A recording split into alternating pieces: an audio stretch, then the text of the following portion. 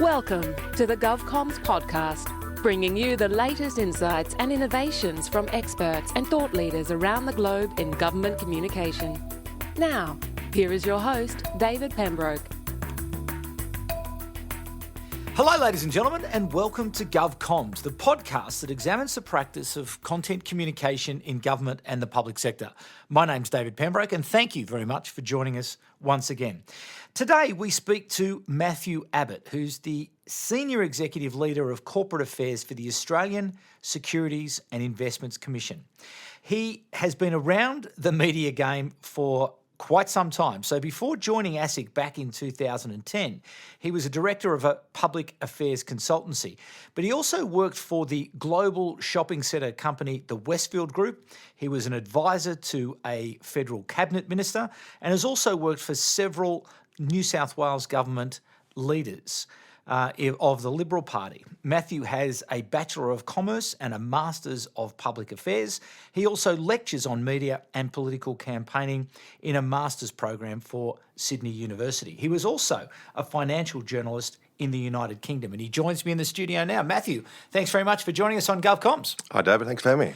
Listen, changing world for someone like yourself as a regulator, but what takes up most of your day running the communications for an organisation like ASIC? So my background is as a journalist and as a political advisor, and I suppose a lot of my time is in those areas. So I suppose I should start by saying what's the purpose of having a comms function at the regulator? Communication is a tool to help the organisation achieve its goals, and one of those goals is to help shape the behaviour of everyone we regulate. So it's jawboning the market. Mm-hmm. And I spent a lot of time on media relations. We probably get 10 incoming calls every single day. Mm-hmm. All those have to be managed, triaged. Some of them are quite benign. Some of them can be quite incendiary.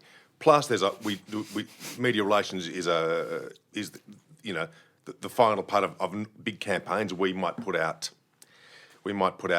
10 to 15 pieces of collateral a week, which is, of course, PR speak for stuff that we issue, like media releases, speeches, podcasts, do a lot of live tweeting, that kind of stuff. Mm-hmm. So media relations is a big part of my role, and a big part of that is advising the Commission, the ASIC chairman, on media and politics, I suppose. Okay. Plus I do a lot of sort of government relations. We have to appear before 3 parliamentary committees about 8 times a year, so there's a lot of prep leading up to that. And just the general liaison between parliamentarians and ASIC. So my background, I'm not a policy expert. We've got loads and loads of those people at ASIC, but I suppose I sit at that collision point between policy and politics. Yeah. And in terms of that, though, when you're talking about the strategy and the elements of trying to influence behaviour, how do you go about that in terms of deciding what you say, when you say it, what language you use? How does that process look like from a regulator's point of view? Well, I suppose in terms of strategy, we might have a whole lot of micro comms strategies happening all the time. So we might have a certain view about something happening in the market, say mortgage brokers or financial advisors. There might be a big legislative change which ASIC has carriage of, and then we have to work out how to make that change happen. So there'll be a comms piece around that, just the usual sort of comms strategizing of just who's the audience, what are we trying to get them to do, how will we do that. But and I guess that political judgment does come into it about crafting the message and having that emotional intelligence to get those stakeholders to understand what you're trying to do and get them to do it. But how? I suppose is it mainly experience that helps you to decide what fights to be in and what fights to be out of? Oh yeah, very much. It's about that. It's about that experience and that judgment. And as you know, judgment comes normally from bitter experience, from having a lot of scar tissue. So, I guess that's why I'm doing it. Yeah. But so maybe give us a bit of an insight into your team. It sounds like you have quite a reasonably good-sized team to be able to perform all of those activities. Yeah. So I'll give you a quick breakdown. There's about 20 in my team. So about half of them, I've got a lot of editors. So all those sort of technical publications that ASIC puts out, consultation papers and reports and regulatory guides, I've got a team of people who sit there, lay them out, make sure they make sense, there are no spelling mistakes, so that's a very important role. So they're those people. I've got someone who manages our internet. So the internet's this big, huge, rambling piece of, I suppose, regulatory infrastructure that a lot of people who want to comply with the law rely on. So I've got a few people who manage that. Yep. Then I've got someone who does internal comms. There's about 1,900 people at ASIC, and of course, your staff are your best asset. They're your greatest ambassadors, so we spend a lot of time making sure they're briefed and they understand what we're doing. And then the government relations piece, our accountability to the Parliament is very important. So I've got someone who works on that. I've got two people who work on that. And then, of course, media relations. We have a media unit of about 3 or 4 people. And one of the fellows who runs that is a very experienced former journalist, former political staffer who's been around a long time. So a lot of a safe pair of hands there. And do you mentioned before podcasts as well, so do you have a content creation team working for you? We want one. We need one. We want one. We want to, and I guess one of the issues you always encounter is something gets created and then it just dies somewhere. We want to just create things once and publish them everywhere. So if a speech gets created, we'll turn that into a podcast, or we'll turn it into let's do a video, or I don't know, So let's write an op-ed for the paper, which we can put up on LinkedIn. Yes. So we recently hired a content creation person. And they do a bit of podcasting, and just they do the sort of stuff that I've just been talking about. But it's an area where we could develop. Yeah. So how far along that journey are you to being more self-sufficient, to be able to craft and own your story and to be able to publish on your own channels? Because I imagine that you would get large amounts of traffic to ASIC. That whole disintermediation thing. Yes. We sort of looked at that very closely a few years ago and thought this will be terrific, but we were doing a lot of videos, and we found that doing videos it's easy to shoot them and it's easy to come up with the idea, but it takes a lot of time to edit them and make them look good. And that's fine if you're getting a lot of people looking at them, but if you're getting only a handful of people watching them. So we do a lot of podcasts now, and even still then we don't really get a real feel for how many people. Well, we know how many people are listening to them, but what is their influence? I think nowadays podcasts are one of those things where you can't really not do them. I mean, it's like having a brochure was 25 years ago. You couldn't not have a brochure. Yes. But in terms of that whole disintermediation piece, we've embraced a little bit, but we still spend a lot of time dealing with conventional mainstream media. Yeah. I think that's where we get a lot of bang for our buck. Right. And is that because of perhaps the leadership of ASIC who are reflecting that, or the political leaders who still are very much focused on that area, or is it just the reality of your marketplace? That's a good question. I think politically, like politicians, parliamentarians still put a lot of store in what happens in the mainstream media. Yep. And that's where they get their bang for their buck, and I think we kind of just follow that because we are an arm of government. And we've only got limited resources. We could spend a lot of time doing heaps of podcasts and heaps of LinkedIn articles, but to what end? If only a handful of people are really watching those. But we know that if we do an interview on AM in the morning, we know 1 million people will be listening. Yeah. So it's where we put our time. Yeah, okay. So in terms of then sort of linking up your activity to sort of the strategic intent of the organisation, and you mentioned that before about, basic strategic communication planning is about achieving goals. How well are you able to sort of match the output of what you do with achieving business objectives, given that you operate in a fairly hostile environment, I suppose, or high-paced environment, a contested environment where lots of people, I'm sure, are telling you how to do your job every day of the week? So how do we know whether we're sort of making inroads? Yeah. Progress towards those strategic objectives, to make sure that you're not just doing lots of stuff, that you're being pushed around by the winds of... Yep.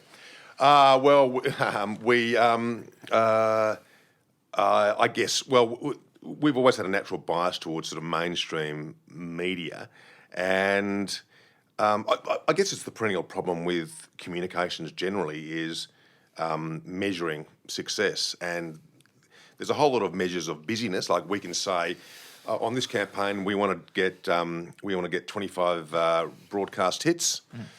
we can measure that, or we'll get, stories in the XYZ publication. We can do that. But in terms of how do we know whether it's actually affecting the behaviour of people who read that, well, we kind of don't know. And then if we do know, is it the quality of the communications, or is it the quality of the underlying enforcement result? And that's very hard to work out. Do you do much evaluation around surveys of trying to understand what people think of, or even in those specific areas where you are trying to achieve some sort of behavioural change that you may measure, set a baseline, intervene with some sort of communication program, and then go back and have another look? We don't do any surveying in terms of the effectiveness of the communications. We might do some qualitative and quantitative research just around issues in the market. Yep. How do people feel about financial advice? How do they feel about mortgage brokers? That sort of thing. We don't do much about the effectiveness of communication. Well, we don't do any really, but we sort of know through certain mechanisms, how many people are reading our media releases, because we have, Campaign Monitor and other sort of tools like this, which give us feedback on just who's doing what. But in terms of, is it affecting their behaviour, we don't know. And in terms of being a regulator, how do you see that sort of shifting and changing maybe in the next 5 or so years in, as I say, a very highly contested area that you operate in, which is, in that corporation's regulatory environment? I think the thing about just comms generally, and I suppose comms in a regulatory environment, is that, the way the channels that people use will change. But what's never going to change is there's still going to be 25 million Australians who need to get information and news. Now, the way they get it might change. So what will change is how we kind of, communicate that, and how we get to those people we want to communicate with, which is mainly those people we regulate. But the message will still be the message. The strategic thinking will still always be the strategic thinking. And I guess we've always had a policy of, I suppose, we can't be everywhere. Like, we're not on Facebook because we took a strategic view that, well, we can't be everywhere, and it's better to do a few things well than a whole lot of stuff poorly.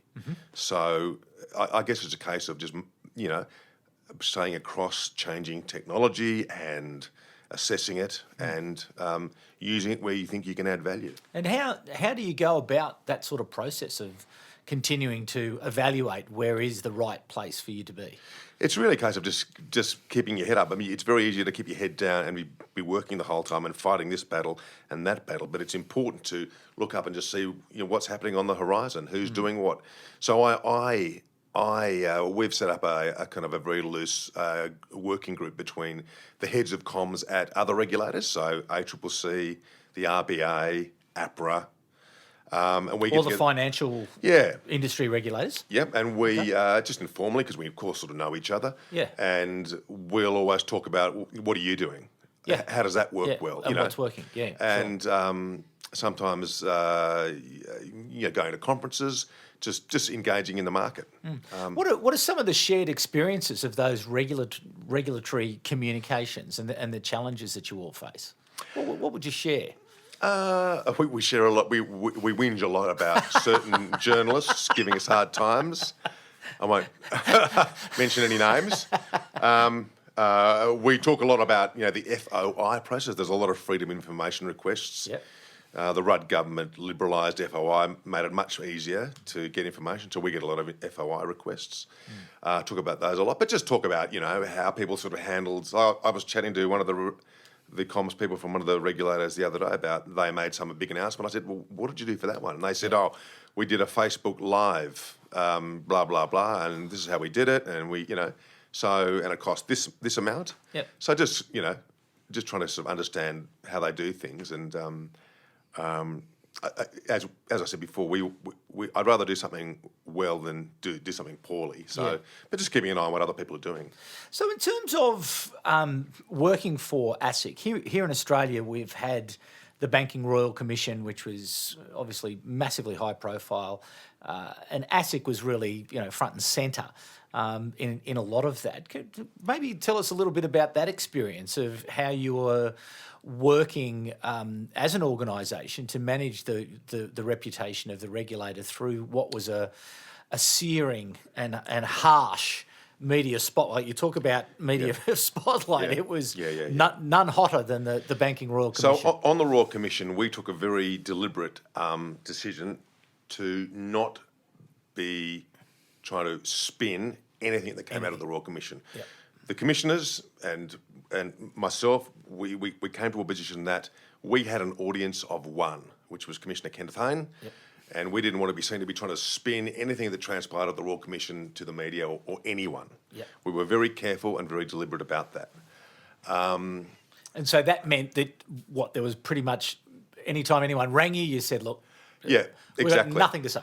Exactly. And we would just direct them to... So if we made a submission to a Royal Commission... Read the submission. We wouldn't give it to a journalist. We would say, look, listen, we've made a submission to the Royal Commission. They might choose to make that submission public on their website. If they do, have a look at it. But we're not going to... we were very careful about that. It was... So I guess the whole Royal Commission was... It was a legal process. Yes. And we had a whole legal team working on that, and a lot of resources were devoted to that. But we were very careful about not being seen to be spinning anything. And how then did you manage business as usual while there was something that was so large going on that I'm sure was taking a lot of your attention and time that you would normally have been dedicated to your day job? Well, I guess because we decided that we weren't going to be devoting a whole lot of resources to communicating what was going on at the Royal Commission and putting our slant on it. Oh, okay, you left it alone pretty much. Yeah, we had a project board of all the lawyers and commissioners and anyone who was involved with the Royal Commission. I was on that board, and mainly we were just sort of watching what was going on in the market. So it wasn't a major imposition on our BAU work. Right. So that's what we did. Mm-hmm. So in terms of the way you manage your year, for example, do you have peaks and troughs through the year, or is it just sort of flat out the whole time, or is it reporting season? A lot of it really depends on just what what the business units. So we have a sort of a deposit takers group and an insurance group, and they have business plans, and they know that they'll be putting out this report, sometime in the first quarter, and then we will be involved with that. And those business groups, my team might develop communications plans for those. So we'll sort of map out stuff that is coming up. But more broadly, from a sort of like a government relations point of view, we know that the budget will be coming up on so-and-so, and we know that this year, there might be an election in May. So there's those things which we can sort of plan for. And we do know that we normally have to appear before certain committees, like, Senate estimates or the Parliamentary Joint Committee. So in terms of planning for that, we know those things are going to happen. But in terms of, we're sort of pivoting towards doing a lot more enforcement now, coming out of the Royal Commission, and you can't really plan for that. I mean, things just happen, and you take court action, and that can happen quite quickly, or it can happen less quickly. But so it's more difficult to plan for what's coming down up the pipeline in terms of enforcement and litigation. Just as just for an insight, actually, just operationally, do you have account managers in your team who look after those different areas, like account takers? Yes, we do. Insurances, someone owns that particular relationship? Exactly. So they're like our internal client. And so that person will be mapping out a comms plan, and that person would be, those key people internal would be their stakeholders. So they'd be doing everything from, working on a webinar or writing a speech for that person, or engaging directly with that regulated population. So we might, some of these people have set up direct relationships with that industry association. Yeah, right. Okay. And they might say, here's this change in the law. Would you be able to do a podcast for us, which we could publish for our members? Yeah. So that's what we do. That's sort of direct stuff. They don't do sort of media relations so much. That's more left to us. But those account managers manage all that sort of thing. Yeah, right. And that works well for you? It does. It does work well. Yeah. Have you had it in place for a long time? So when I first came to ASIC, we had a much bigger budget. We had account managers for most of ASIC, but now we've got about probably 3 or 4. So yeah. Okay. Yeah. What about with the commissioner and the commissioners of ASIC? How seriously do they take communication and being able to use strategic communication to achieve their business objectives. You mentioned it earlier that it's really a fundamental part of the role of the Commission. So they obviously have a reasonable understanding of why it's important and how it can help them. Yep. So our new chairman, James Shipton, he's got a very clear understanding of the benefits of communication, and supports the function, and so that's terrific. And likewise, we've got a whole lot of new commissioners who have come to ASIC in the last about 6 months. So there is a real understanding of the value of communications. I mean, not everyone likes campaigning on issues in the media. You've got to play to your strength. Not everyone wants to be sort of doing 5 media interviews a day, but certainly, there is an understanding of the value of communications and the benefits it can derive. Okay. And as someone who's been around for a few years around this particular space, what are you seeing as the evolving opportunities and challenges in government communications, and where perhaps best practice might lie, and what are some of those opportunities that people should be perhaps looking at into the future to become more effective, not just as a regulator, but generally as a government communication organisation supporting a particular department or agency or... I just think it comes back to the channels, just staying across the changing technology, which doesn't mean you've got to use and embrace everything, but you've got to have a sort of a bit of an idea for how things work and how things might be able to work in your organisation. Not everything's right for everyone. Yeah. But just... well, it's an interesting point you raised earlier that, you went down the video path, you tried it, but it was, okay, well, we're not getting much action there, so, we can apply those resources perhaps somewhere else more effectively. And the reason we got into podcasting was because we hired a young guy who worked as a radio producer at 6PR in Perth. And he came in and just looked at the videos and went, why are you doing those? You could just do podcasts. And it takes about sort of, 1/10 of the time, and you'll get a much better lift off. And sure as eggs, he was right. So, and that was because we hired this guy. Now, hiring some producer who worked at 6PR, now he was a young bloke, he knew nothing about financial services or politics, or he knew a lot about just, life in Perth, and he was a movie buff. Right. But we just hired him because we thought that might be good to have someone with a completely different range of skills, and we didn't have anyone with a kind of a broadcast background, and that really added value. Yeah. You mentioned internal communications is also a key part of your role and responsibility. I'd be interested to know just how you go about your internal communications, and what are the channels that you use there, and how often do you engage, and what stories do you tell, and what mediums do you use? Yeah. So, Dave, we have an intranet, and we there's a number of different sort of portions on that, but there are a number of sections there. We try to post a certain number of stories every day, and we're very mindful of that. Any kind of public announcement, good or bad, we try to give the staff a heads up first. Now, that might be a written story getting posted to the intranet, or it might be, we've been doing a lot of sort of voice messages from the chairman, like a little internal podcast. Oh, yeah. And, of course, with an internal podcast, we've got to make sure we've got a transcript, because it's all got to be accessible for people, with disabilities, etc. So we do all that. How often would you use that channel? Well, the chairman is very keen on that. Okay. Yeah. So anytime we've got some announcement, he'll write something out and then do an audio as well. Okay. So we do a lot of that, and we also try to have face-to-face meetings. Like, we have this thing called a market update, where we'll have the chairman or the commissioners just talking to staff, a video conference right around Australia. Yep. With sort of 7 officers. So the other day, just after the Royal Commission came out, we had a big market update. People could ask questions.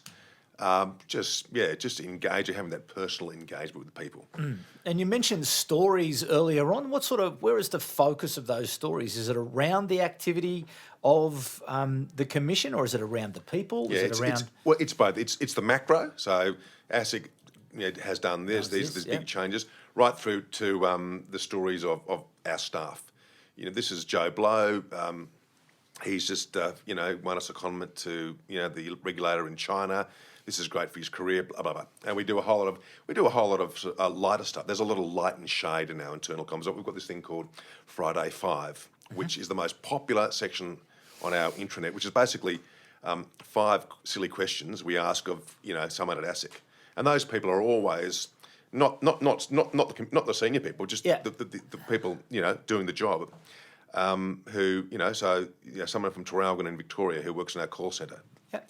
Just the everyday people who work at ASIC, and that's a very popular section. Yeah, right. Yeah. And so again, when you have strategy around the external communication of your business, you obviously clearly have a strategy around the internal side of the business as well. I suppose the internal comms, we do a lot of work with our HR function, and it's all about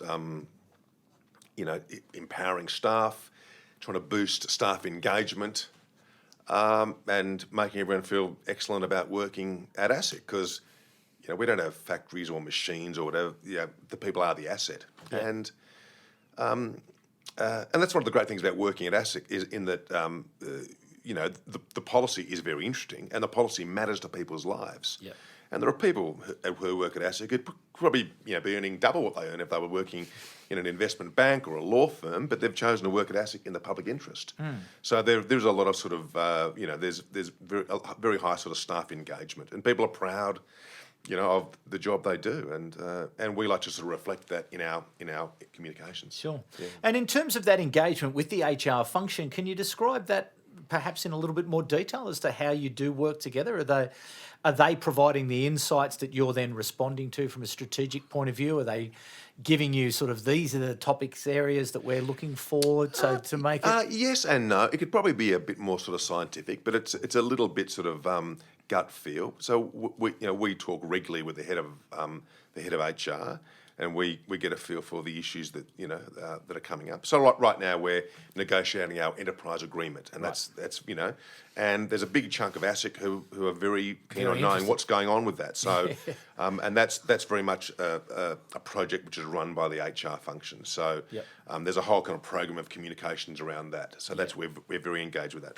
But on other areas, we sort of we'll run comms without any kind of engagement with the HR function. But if there are changes to your senior executives, the HR function will tell us and say these changes are happening. You probably know about these.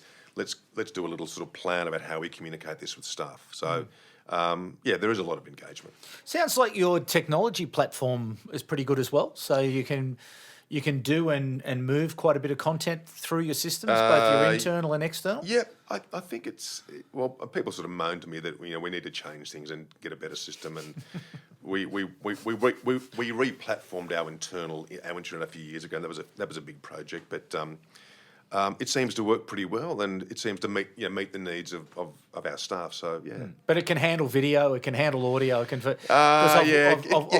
It can. Although I wouldn't want to load it up too much. Yeah.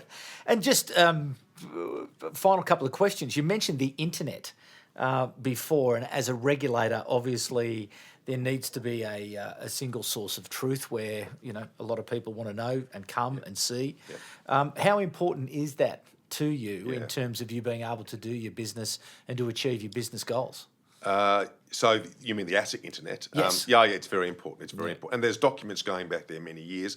I mean, we could probably sort of cull, there's like 10,000 pages. We could cull, 3/4 of them. But there's a lot of historical information, and we're obliged to keep your media releases up around enforcement outcomes for a certain amount of time. Yep. We are a source of truth. So we ensure that the internet works pretty well. It's not a sort of a whiz bang internet, but it is important. It's important to us, but also important to the population we regulate. Yeah, for sure. As I said, it's a piece of regulatory infrastructure. So aside from journalists who you may not agree with or can't convince about particular issues, what continues to sort of pop onto your list of problems that you've got to solve that are perpetually there, that you're always working to improve on, that are your real priorities in terms of becoming more effective as an enabler of communication for ASIC? I just think it's internally proving to the leadership that my default position always is we should get out there and we should fight and we should campaign on everything. Right. We should never hide. Yep. And so that's just my view of the world in terms of communications, especially around media relations. So just conveying that to the leadership. I mean, and that they might have a different view. But as one of my former bosses once said to me, Matthew, you're paid to give the advice. I'm not paid to take it. Yeah. So That's true. It's engaging and having an excellent relationship with your internal stakeholders and showing them the value of what you do. Yes. And some people get it, and some people take longer to be convinced. Yeah.